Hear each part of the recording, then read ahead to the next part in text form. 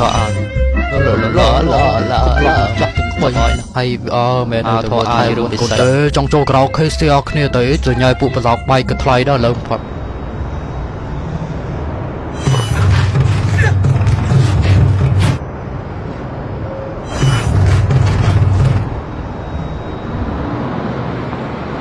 អូនេះ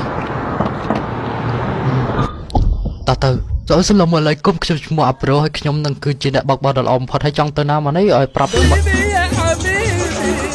ចង់ទៅកំពង់ចាមទីមានជ័យទៅបានទាំងអស់ធ្វើ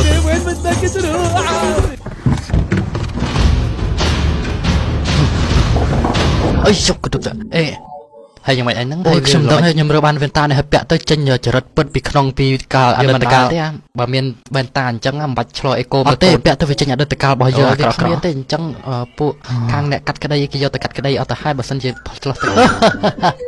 យាយអញទៅងាប់គាត់ចាច់ទេអញរាប់ម៉ឺនហិចតាឯងវិញវ៉ាន់ហីឬមួយក៏ឯងខ្មៅឡងឬក៏អញចង់ដុតលុយចាយក៏បានដែរព្រោះអីយាយអញមាននិយាយទៅក៏ឯងមិនយល់ដែរណាពាក់ខ្លួនឯងពាក់យ៉ាងសេស្ដីលឹកថាកាយខ្ញុំជាកញ្ចាស់ដាច់ថ្លៃមួយថ្ងៃខ្ញុំយកតែ 2000 អូពិតជាពិសេសមែនអញ្ចឹងទៅធ្វើមកចោលទៅវាដូចជាស្ដាយដល់ទៅ